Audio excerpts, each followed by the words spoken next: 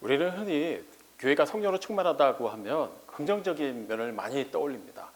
그 성령으로 충만한 교회 안에 있는 공동체, 즉 성도들은 다들 사이가 좋을 것 같고 늘 기쁨과 찬양이 넘칠 것 같고 그들의 그 예배 가운데는, 그들의 그 모임 가운데는 늘 기쁜 일만 가득할 것처럼 생각을 합니다. 하지만 실상은 꼭 그렇지만은 않습니다. 오늘 우리가 읽어본 사도행전 6장만 보더라도 한참 성령으로 충만하고 복음이 확장돼가는 교회에서 생각지도 못했던 일이 벌어지는 것을 볼 수 있습니다. 6장은 처음부터 굉장히 고무적인 내용으로 시작합니다. 그때 제자들의 수가 더욱 많아졌다고 합니다. 자, 그때가 어떤 때입니까? 이제 사도행전 2장부터 이제 5장까지 이어지는 동안에 교회는 그야말로 황금기를 이루게 되죠. 하루에도 수천 명의 사람들이 복음 앞에 또 이렇게 결단하는 사건들이 일어나기도 하고요. 또 성도들이 서로 있는 것 없는 것을 아낌없이 나누면서 자기 것을 자기 것이라고 주장하지 않고 어려운 지체들에게 과감하게 또 나누는 그런 장면을 볼 수 있습니다. 교회 바깥에서는 끊임없는 그런 박해가 있었음에도 불구하고 사도들은 굴하지 않고 복음을 전합니다. 여러 가지 불리한 조건 속에서도 성도들은 더욱더 믿음을 굳건하게 지켜갑니다. 자, 이런 때에 당연히 제자의 수가 더 늘어나는 것은 뭐 의심의 여지가 없겠죠. 여기까지가 딱 좋았는데 그 다음에 전혀 상황이 반전되는 이야기가 시작됩니다. 헬라파 유대인들이 히브리파 사람들을 원망하는 일이 벌어졌다는 거예요. 여기서 우리는 궁금증이 생깁니다. 성령으로 충만한 공동체입니다. 교회 역사를 통틀어서 초대교회만큼 정말 성령 공동체라 할 수 있고 정말 교회의 본질이 무엇인가를 보여줄 수 있는 모범이 되는 교회는 없습니다. 그런데도 불구하고 그런 교회에 막 성령으로 충만하고 교회가 막 이렇게 확장돼가는 과정에서 교회 구성원들 사이에 문제가 생겼다는 것. 이거는 선뜻 이해가 되지 않습니다. 애초에 아직 믿음이 부족한 사람들이 모였다라든가 세상적인 모임이라면 얼마든지 그런 이해가 충돌하는 과정이 생길 수 있고 여러 가지 개인적인 차이가 있기 때문에 또 살다 보면은 충돌이 생길 수도 있습니다만 저도 성령 공동체의 교회 안에서 그것도 교회가 시들어가는 과정도 아니고 폭발적으로 성장하는 과정에서 이런 일이 있었다는 것은 쉽게 납득하기가 어려운 부분이죠. 왜 말씀이 막 흥황해 가는 그 공동체 안에 이런 분열이 생긴 것일까요? 복음으로 충만해진 그 공동체 안에 왜 누군가는 소외감을 느끼고 원망의 목소리를 쏟아내야만 했을까요? 그 이유는 단순합니다. 복음이 확장돼가는 과정에서는 새로운 구조와 성숙을 요구하는 거룩한 진통이 따르기 때문이에요. 하나님께서는 그 위기를 통해서 교회에 임하는 위기 여러 가지 진통을 통해서 오히려 기존과는 전혀 다른 차원의 보다 성숙한 수준으로 교회를 이끌어 가시는 것을 우리는 확인할 수 있습니다. 사실 사도행전을 전체적으로 이렇게 통전적으로 살펴보면 우리는 이미 결과를 다 알고 보기 때문에 성령의 역사였고 또 성령께서 또 주관하시는 일에 또 많은 믿음의 사람들이 헌신하였고 순종하였고 그 결과 복음이 어떻게 퍼져나갔는가 우리는 그렇게 성공적인 결과를 놓고 판단하기 쉽습니다. 하지만 그 시대에 매 순간을 살아내야 했던 초대교회 성도들 입장에서는 우리가 알고 있는 이런 결과가 없었습니다. 매 순간 그들에게 위기였어요.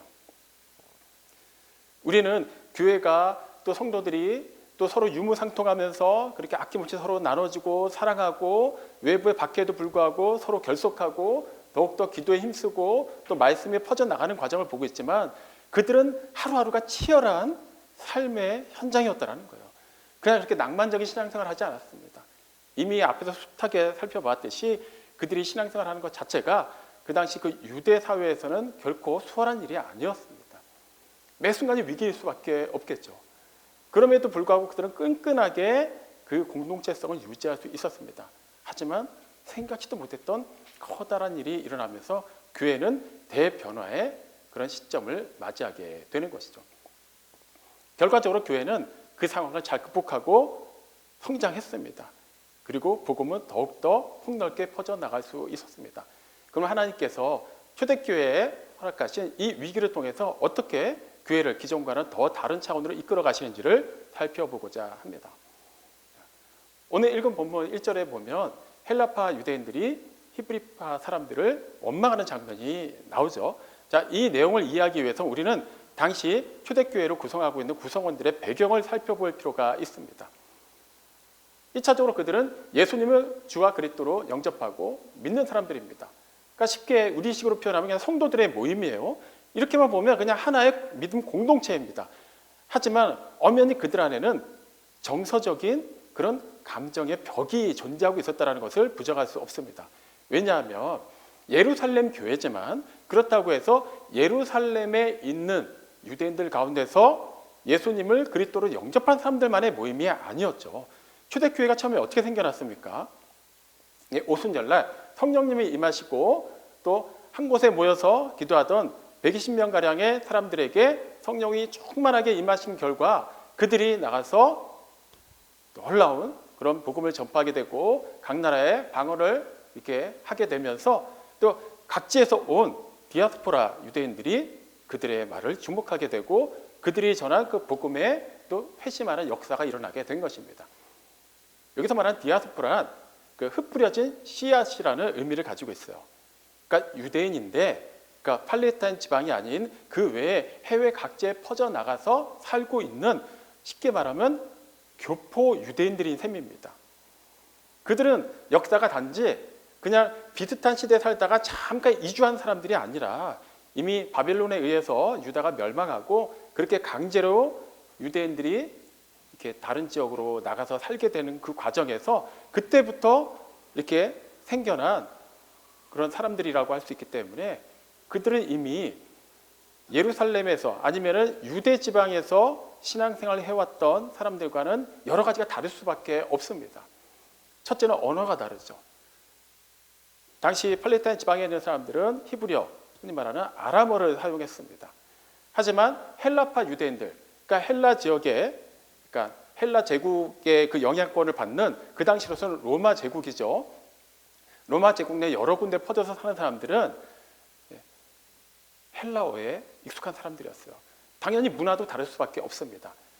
그들에게는 이제 복음이라는 공통 분모가 있지만 그들이 모여있는 그곳에는 여전히 순식간에 하나가 될 수 없는 어쩔 수 없는 간극이 있었다는 거예요. 쉽게 생각하면 지금 우리가 이렇게 우리말로 이렇게 설교를 하고 교제하는 이 공동체 안에 우리랑 똑같은 모양을 가진 한 교포들이 몇 분 와 계신다고 가정해 보겠습니다. 그분들이 그냥 한국에서 오래 살다가 이주한 게 아니라 이미 부모 세대로부터 조상 세대로부터 대대로 그 지역에서 살다 온 사람들이에요. 어느 정도 한국 단어는 익숙하고 한국적인 뭐 기본적인 그런 감정은 가지고 있다고 하지만 그들은 엄연히 외국 사람들입니다. 그러니까 가만히 앉아있으면 똑같은 한국 사람 같은데 그들 입장에서는 제가 전하는 한국말로 전하는 설교를 온전히 받아들이기는 어렵겠죠. 시간이 좀 걸립니다.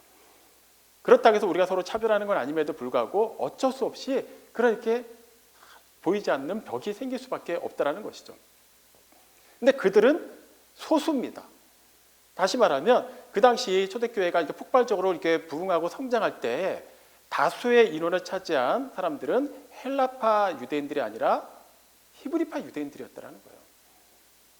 자, 이런 상황에서 어떤 일이 벌어졌냐면 이제 그들 중에도 이제 과부들이 있지 않습니까? 근데 헬라파 과부들 같은 경우는 히브리파 과부들하고 조금 다른 특수성이 있습니다. 앞서 살펴본 언어가 다르고 문화가 다르고 그런 정서적인 감정이 다르다는 것도 있지만 이들은 아예 자신이 살다 그 터전을 완전히 다 버려두고 여기에 정착한 사람들이에요. 그러니까 뭔가 형편 자체가 더 어려울 수밖에 없습니다. 당연히 그들에게는 그만큼 더 구제가 필요하고 도움의 손길이 필요할 수밖에 없었겠죠. 그거는 꼭 헬라파 과부라서만 해당하는 것이 아니라 당시 과부라든가 고아라든가 나그네들이 대체로 그렇게 어려운 처지에 있는 사람들이었기 때문에 대체로 그래 성도들의 도움을 많이 받을 수밖에 없는 위치에 있었습니다.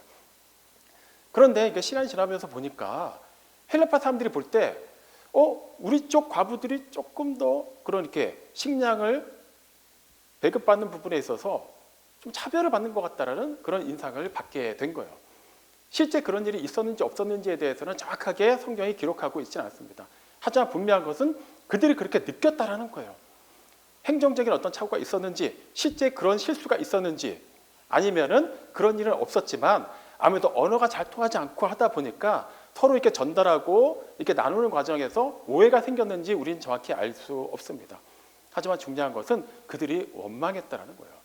여기서 원망으로 번역된 헬라어가 그 의미가 굉장히 파격적입니다. 우리가 통상적으로 알고 있는 그 원망이라는 그런 의미만을 가지고 있잖아요.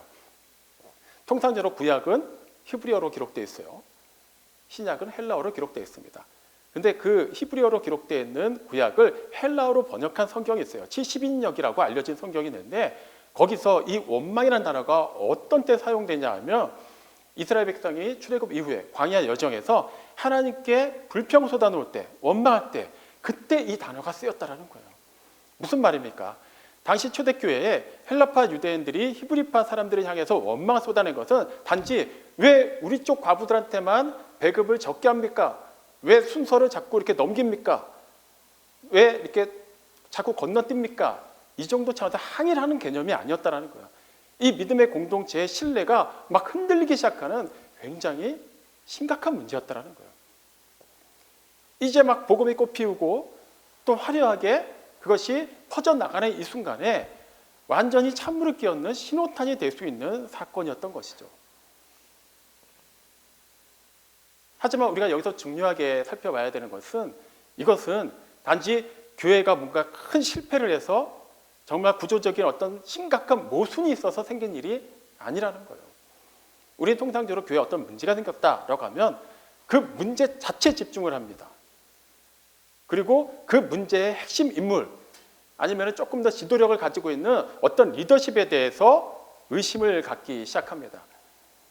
하지만 교회가 갖고 있는 이 문제는 일단 교회가 그 당시 어떻게 이렇게 인간적인 모임도 아니었고 성령님께서 주관하시는 모임이었고 말씀이 계속해서 퍼져나가는 그런 신앙 공동체였음을 감안한다면 하나님께서 이 과정을 통해서 또 새로운 일을 이루시고자 하는 뜻이 있다는 것을 우리는 분별해야만 해요. 쉽게 말하면 거룩한 성장통이라고 할 수 있습니다. 아이들이 자라갈 때 성장통이라는 것을 겪는 경우가 많죠. 뼈가 이렇게 막 자라가는 속도로 근육이 따라가지 못하니까 그 고통을 느끼는 거예요. 그렇다고 해서 성장통을 겪는 것 자체를 이거 큰일 났다. 그 중대한 질병이다. 이제 이 아이는 평생 고통 가운데 이렇게 신음하며 키도 자라지 않을 것이다. 이렇게 걱정하는 사람은 없습니다. 당장은 아프지만 우리는 그 다음을 내다볼 수가 있는 것이죠. 아가 키가 크려고 그러는 것이다 라는 거죠. 마찬가지입니다. 하나님께서 이 교회에 임한 위기를 통해서 교회가 가지고 있는 그 낡은 습관, 그 익숙하게 여기고 있는 그런 틀을 깨트리기를 원하셨어요. 보다 나은 또 원대한 수준의 질서로 이끌어 가시는 겁니다. 사도들이 이걸 캐치하죠. 그래서 오늘 읽은 2절을 보면 그들이 어떻게 얘기합니까? 우리가 구제를 이 사람들하고 또 말씀을 이렇게 등한시하는 것, 말씀 전하는 것 등한시하는 것은 결코 바람직하지 않다라고 얘기하죠. 자, 여기서 말하는 것은 그렇지 사도들 입장에서는 말씀 전하는 게 정말 중요하고 이렇게 뭐 음식을 이렇게 뭐 식량을 배분하고 하는 거 이건 하찮은 일인데 우리가 이것까지 할 필요는 없지 않나 이걸 얘기하는 게 아닙니다. 중요하다라는 거예요. 중요한데 사도들 입장에서는 그들이 본래 맡은 사역의 본질이 무엇인가를 다시 한번 확인해 본 거예요. 왜 자꾸 그런 문제가 생겼을까요? 사도들 입장에서 가장 중요한 것은 기도하고 말씀을 전하는 일이거든요. 또 그걸 하면서 계속해서 식량을 배급하는 일에도 그들이 주도적으로 관여하다 보니까 문제가 생길 수밖에 없죠. 당연한 일입니다. 기존까지 그들은 이제 교회가 막 폭발하기 전까지는 성장하기 전까지는 많아봐야 120명 정도의 모임이었어요. 120명인데 그것도 예수님의 제자들이고 또 다 서로 관계가 있는 친인척 관계인 사람들이 많았습니다. 그만큼 그 공동체는 120명이라는 숫자 자체가 적은 숫자가 아님에도 불구하고 서로가 너무 잘 알고 있는 사이였어요. 그냥 딱 보면은 이 사람이 오늘 기분이 좋은지 안 좋은지 이 사람이 오늘 밥을 먹었는지 안 먹었는지 알 수 있는 그 정도 규모였다라는 거예요. 하지만 그 수준의 익숙한 사도들 입장에서 갑자기 한 번에 막 3,000명 이상씩 회심하고 수가 점점점 늘어나는 그 공동체를 돌아본다는 것은 결코 쉬운 일이 아니었어요. 그냥 성령님이 충만하게 임하시면 자동으로 되는 거 아닐까요? 그렇지 않습니다. 우리가 기도 열심히 한다고 해서 성경을 자동으로 알 수 있습니까? 아니죠. 성경을 꾸준히 또 읽고 묵상하고 또 공부를 하면서 알아가는 것처럼 마찬가지입니다. 수험생이 아무리 믿음이 좋아서 새벽 예배부터 철야까지 그냥 공부를 제껴놓고 계속 기도만 한다고 해서 입시에서 좋은 성적을 거두지 못하는 것과 마찬가지입니다. 하나님께서 성령님을 보내주셔서 사도들을 그렇게 충만하게 또 이렇게 사역할 수 있는 일꾼으로 세우시고 또 교회를 이렇게 폭발적으로 성장시켜 가신다고 하더라도 그것이 인간들의 그런 기본적으로 가지고 있는 소양이나 능력까지도 그냥 일순간에 변화시키는 건 아니라는 거예요. 사도들은 그 부분에 대해서는 여전히 부족한 부분이 많은 어쩔 수 없는 인간이었습니다. 그래서 그들이 말한 것은 그러면 그냥 식량 배급하는 것은 그냥 당신들이 그냥 알아서 하십시오. 우리는 그저 말씀 전하고 기도하는 일만 힘쓰겠습니다. 이게 아니에요. 또 다른 차원의 영적 리더십을 그들은 인정한 겁니다. 이 영역은 우리가 이것까지 겸해서 하기에는 너무나도 벅찬 일이다. 말씀 전하고 기도하는 일은 우리에게 맡겨진 분명한 사명이니까 우리는 여기에 집중하고 또 같은 맥락에서 중요한 이 돌보고 이렇게 배급하는 사역에 대해서는 다른 또 영적인 리더십이 필요하다고 그들은 인정한 거예요. 이 위기 상황을 통해서 그들은 하나님께서 더욱더 새로운 또 거룩하게 체질을 바꿔 가신다는 것을 캐치한 겁니다. 그래서 그들이 어떻게 합니까? 공동체에게 얘기를 합니다. 그러면 지혜가 충만하고 성령으로 충만하고 칭찬받는 사람들 7명을 뽑으십시오 라고 얘기해요. 근데 이 얘기를 듣고 온 무리가 다 기뻐해요. 여기서 온 무리가 기뻐했다는 것을 잘 기억해 두시기 바랍니다. 그리고 나서 7명의 사람을 뽑습니다. 우리에게는 잘 알려진 스데반과 빌립이 있어요. 그리고 그 후로는 브로고로, 니가노로, 디몬, 바메나, 니골라 이렇게 총 7명의 사람, 우리에게는 7 집사로 알려진 사람들이 뽑힙니다. 그런데 여기서 중요한 것은 이들의 이름이 모두 헬라식 이름이라는 거예요. 무슨 말인지 아시겠습니까? 지금 이 교회를 이루고 있는 구성원 가운데 다수는 히브리파 사람들이에요. 소수가 헬라파 사람들입니다. 그런데 이 중요한 구제 사역을 위해서 7명을 뽑았고 그 7명이 또 그냥 능력이 좋은 사람, 구제하는 데 탁월한 센스가 있는 사람들이 아니라 지혜와 성령이 충만하고 칭찬을 받는 사람들이에요. 그들 중에 7명을 뽑았는데 그 7명이 다 헬라식 이름을 가진 사람들, 다시 말하면 헬라파 유대인들이라는 거예요. 우리가 일반 상식으로 한번 접근해 보죠. 만약에 이런 공동체에서 어떤 문제를 해결하기 위해서 대표로 7명을 뽑는다고 하면 보통 어떤 식으로 뽑을까요? 다수를 점하고 있는 사람들 가운데서 아무래도 많이 뽑을 확률이 높습니다. 그래야 서로 말이 안 나와요. 그런데 초대교회가 택한 방식은 무엇입니까? 철저하게 헬라파 유대인들, 원망했던 사람들 가운데서 소수의 사람들 가운데서 뽑았다는 거예요. 이것은 그냥 단순한 정치적인 타협을 얘기하는 게 아닙니다. 기득권을 가지고 있는 다수가 사랑으로 자신들의 권한을 내려놓은 거예요. 공동체적 회개가 일어난 겁니다. 보통 교회에 문제가 일어나면 그 흔하게 나오는 반응이 이런 겁니다. 문제를 일으킨 사람들, 소위 말하는 원망하는 사람들 향해서 믿음이 없다. 저 사람들 원래 불만이 많은 사람들이다.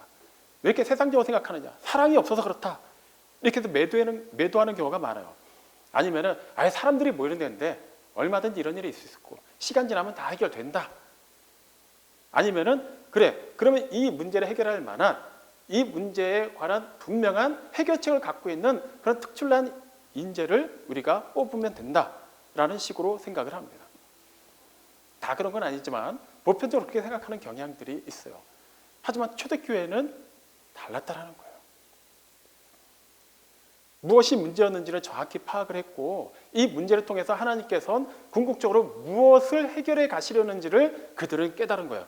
단지 그러면 헬라파 과부들에게도 이 식량이 배급되는 게 전혀 문제없고 오해가 생기지 않고 오히려 그들이 이거에 대해서 전혀 서운함이 느끼지 않도록 칼같이 이것을 집행할 수 있는 사람들을 뽑자. 그러면 해결되는 거 아닌가? 그들은 그렇게 문제를 해결하지 않았다는 거예요. 그 안에 내재되어 있는 성령으로 충만하고 교회가 막 성장할 때는 가려져 있지만 여전히 그 안에 감춰져 있었던 그 정서적인 감정의 벽을 그들은 인정한 거예요. 이참에 이것을 아예 그냥 깨트리는 방법을 그들은 찾아낸 겁니다. 그것이 바로 헬라파 유대인들 가운데서 지혜롭고 성령이 충만하고 칭찬을 받는 7명의 지도자들을 뽑는 일이었어요. 하나님께서 일하시는 방법이 이런 겁니다. 그냥 위기만을 던져주시고 이제부터 너희들이 알아서 기도 열심히 하고 인간적으로 머리를 맞대고 잘 의논해서 이왕이면 세상 사람들이 볼 때 역시 교회 다니는 사람들은 다르구나 할 만한 좀 더 이렇게 지혜로운 방법, 조금 더 선한 방법을 한번 도출해내 봐라 라고 하시는 게 아니라 하나님은 그 위기, 그 분쟁, 때로는 그 아픔을 통해서 우리가 그 통증을 잘 견뎌내므로 이전보다는 더욱더 성숙하기를 원하시고 실제 그렇게 이끌어 가신다는 거예요. 그러면 우리는 여기서 이 방법론만을 보고 혹시라도 교회에 문제가 생길 때 누군가가 원망하는 어떤 소수의 사람들이 뭔가 불만을 품었을 때 그냥 그들에게 그 문제를 해결할 수 있는 방법을 일임하고 그냥 그들이 제시하는 방법을 따르면은 그럼 교회가 알아서 잘 진행될 것인가? 이 측면만을 봐서는 안 되겠죠. 물론 이렇게만 생각하는 것도 문제가 있습니다. 핵심은 하나님께서 단지 사람들 사이의 문제니까 이들 중에서 어떤 사람을 세우고 어떻게 사람들끼리 잘 의논해서 문제를 봉합하느냐 이거를 요구하신 것이 아니라는 것이죠.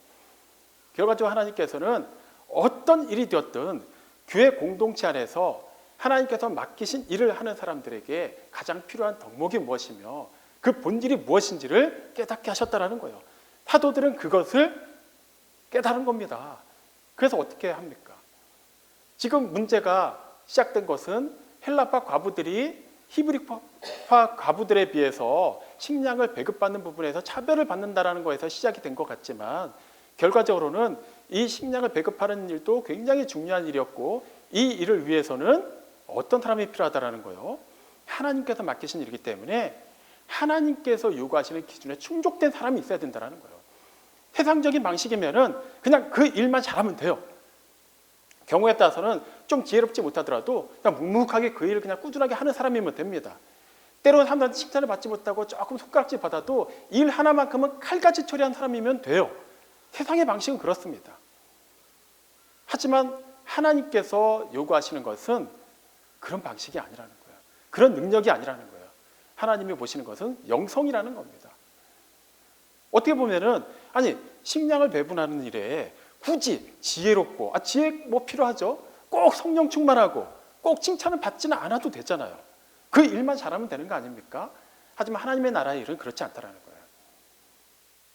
식사를 이렇게 공급하는 그 자리에서도 아니면 다른 연약한 사람을 돌보는 자리에서도 하나님의 말씀 선포하는 자리에서도 그 자리에 있는 사람들마다 해야 되는 일은 다르지만 그 일이 가지고 있는 궁극적인 성격, 그 일을 맡기신 하나님은 세상의 기준과는 전혀 다르다는 거예요.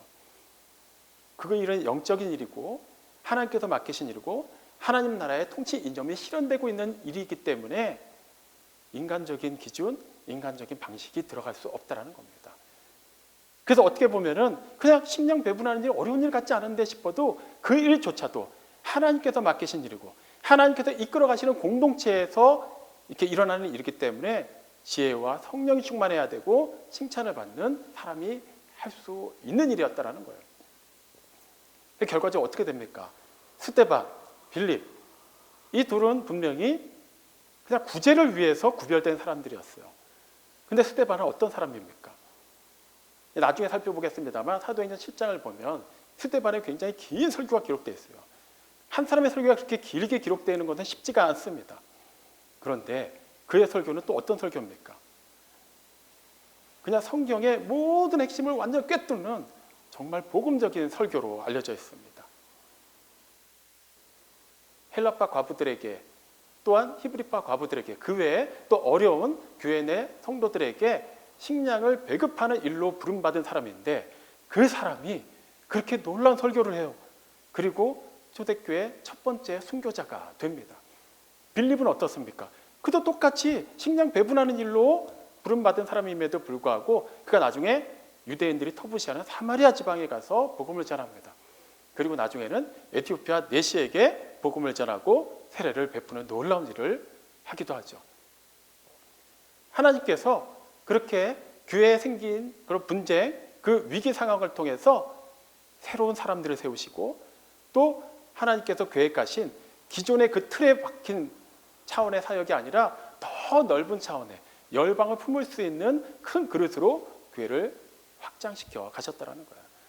더 이상 예루살렘 교회는 그냥 협소한 지역 공동체가 아니라 이제는 세계 곳곳으로 뻗어나가서 말씀을 전할 수 있는 그런 영적인 힘을 기르는 수준까지 이르게 되었다는 거예요. 이런 과정이 있었기 때문에 나중에 교회 이 이후에 또 큰 시련이 닥치죠. 스데반의 순교 이후에 본격적인 박해가 임했을 때 어쩔 수 없이 많은 성도들이 막 흩어지게 됩니다. 하지만 그들은 1차적으로는 그 위기 상황을 모면하기 위해서 예루살렘을 떠난 거지만 결과적으로는 떠난 그곳에서 예루살렘과 온 유대와 사마리아와 땅끝까지 이르러 복음의 증인이 되는 그 역사가 일어나게 된 것이죠. 계속해서 살펴보겠습니다만 나중에 바울의 전도 여행도 마찬가지입니다. 우리는 결과만 놓고 보면 바울이 정말 성령으로 충만하였고 담대하게 거침없이 복음을 전하러 여기저기 다니면서 이렇게 많은 일들을 행했기 때문에 많은 교회가 세워지고 복음이 로마 제국 내 소아시아 지역으로 계속 퍼져나갈 수 있었다라고 생각을 하지만 바울 입장에서는 매 순간이 위기의 순간이었어요. 결코 쉽지 않았어요. 많은 박해가 있었고 쫓겨가야만 했고 또 이렇게 여러 아픔을 겪어야만 했습니다. 하지만 그 상황 속에서 결과적으로 하나님께서는 바울이 기존에 가지고 있었던 자신만의 그 정체성, 자신만의 그 틀에만 안주하지 아니하고 그것을 깨고 더 성장할 수 있도록 이끄셨고 더 성장한 바울로 말미암아 말씀은 더욱더 확대되어 갈 수 있었던 것입니다. 이런 맥락에서 우리가 초대교회에 임했던 이 위기, 그 위기가 극복되어가는 과정을 보면 하나님께서 위기를 사용하셔서 어떻게 교회의 체질을 바꾸시고 또 새롭게 이끌어 가시는가를 확인할 수 있게 되는 것입니다. 오늘 읽은 본문 기준으로 해서 7절 부분에 보면 말씀이 흥황해 가면서 예루살렘의 제자 수가 더 늘어갔다고 합니다. 1절도 제자들의 수가 늘어갔다는 말씀을 시작해요. 그럼 7절도 제자들의 수가 늘어갔다고 하면 그냥 계속해서 성장해 갔다라고 생각할 수 있지만 차이가 있어요. 7절에는 1절에 없었던 어떤 내용이 있습니까? 말씀이 점점 더 퍼져나갔다라는 거예요. 단순하게 그냥 성도들이 사도들뿐만 아니라 또 많은 사람들이 이렇게 계속해서 또 이렇게 삶의 지경 속에서 아직 예수님을 구세주로 영접하지 않은 사람들에게 말씀을 많이 전했나 보다, 열심히 전했나 보다 이런 측면만을 얘기할 수 있는 게 아니에요. 기존과는 확연히 다른 또 다른 차원의 부흥이 일어났다라는 거예요. 그래서 실제로 무슨 내용이 나옵니까? 그들 가운데는 제사장들도 상당수가 있었다라는 거예요. 제사장들이 어떤 사람들은 잘 알고 계실 것이죠. 그리고 그들은 유대 종교 지도자들에 속하는 사람들이에요. 당연히 예수님을 배척했고 예수님이 십자가에 못 박혀 죽는 그 모든 과정을 당연하게 여겼던 사람들이에요. 복음을 받아들이지 않고 받아들일 이유도 없는 사람들입니다. 그들 가운데도 이제는 복음을 받아들이는 사람들의 수가 많이 늘어났다는 거예요. 기존에는 여간에서는 없었던 일입니다. 무슨 차이가 있었을까요? 보았다라는 거예요. 이 교회 공동체가 처음에는 얼마나 자기네끼리 뭘 하나 보자라고 그냥 이렇게 대수롭지 않게 봤는데 그들이 자라가는 과정이 단지 숫자만 늘어가는 것이 아니라 저런 문제를 저런 식으로 해결하고 궁극적으로 저렇게 갈등이 봉합되고 정말로 사랑이 넘치고 정말 그들이 말하는 사랑이 무엇이고 그들이 말하는 인내가 무엇이고 그들이 말하는 구원의 역사가 무엇인지가 정말로 눈에 띄게 보이기 시작하니까 그들에게 적대적인 감정을 가지고 있었던 제사장들 중에도 변화되는 사람들이 생겼다는 거예요. 이 일이 언제 일어났습니까? 교회가 아무 문제 없이 내부로도 결속이 잘 되고 외부로부터 아무런 핍박도 없고 그냥 막 폭발적으로 성장할 때 일어난 일입니까? 그렇지 않습니다. 외부의 핍박이 있었고 내부의 갈등이 있었어요. 하지만 그것은 결과적으로 교회의 실패가 아니었어요. 그 알을 깨고 나오는 더 큰 지경으로 넓혀져가는 그런 믿음의 진보였던 것입니다. 사랑하는 성도 여러분, 우리가 진실로 하나님의 말씀을 따르며 살고 있다면 그 과정 가운데 겪는 위기는 결코 우리가 뭘 잘못해서 우리가 망하게 되는 징조라서 일어나는 것이 아니라는 것을 아시기 바랍니다. 그것은 끝이 아닙니다. 정말 우리가 하나님의 편에 서서 그 가운데서 겪는 고통이라면 그 가운데서 초래된 위기 상황이라면 그것은 끝이 아니라 새로운 질서를 향한 시작입니다. 무너짐이 아니라 하나님의 재건축인 셈입니다. 우리가 이 사실을 바로할 때 우리는 어떤 위기 상황 앞에서도 낙심하지 않을 수 있습니다. 우리가 초래한, 그러니까 우리가 인간적으로 우리의 감정이나 우리의 그런 계획적인 그런 여러 가지 모순이나 또 우리의 실수로 인해서 초래된 위기 상황이라면 그것은 해결해야만 합니다. 그리고 회개해야만 합니다. 그 하나님께 지혜를 구해야만 합니다. 하지만 하나님의 뜻대로 사는데도 나의 의지와 상관없이 나의 바람과는 상관없는 그런 위기가 초래한 것이라면 그 위기 상황 앞에서 우리는 오히려 소망을 가질 수 있습니다. 하나님께서는 우리가 안주하려고 하는 이 틀에서 우리를 끄집어내시고 더 큰 믿음의 지경을 허락하신다는 것을 깨달아야만 합니다. 그것을 알고 우리가 그 고통을 기꺼이 받아들이고 견디고 일어설 때 우리 교회는, 우리 가정은 하나님께서 이전과는 비교할 수 없이 더 놀라운 일을 이루어 주시고 그 일로 계속해서 쓰임받게 하시는 복의 통로가 될 것입니다. 이 일로 부름받은 것에 기뻐하시고 진실로 소명감을 가지시고 감사하는 가운데 하나님께서 맡겨주신, 때로는 하나님께서 허락하신 그 거룩한 성장통을 기꺼이 받아들이시기 바랍니다. 그렇게 우리가 성장해 갈 것이고 그리스도의 충만하심의 경제까지 이룰 것이고 그렇게 하나님의 기쁨이 되고 하나님 나라의 확장을 위해서 쓰임받는 우리 모두가 되기를 주님의 이름으로 축원합니다. 아멘.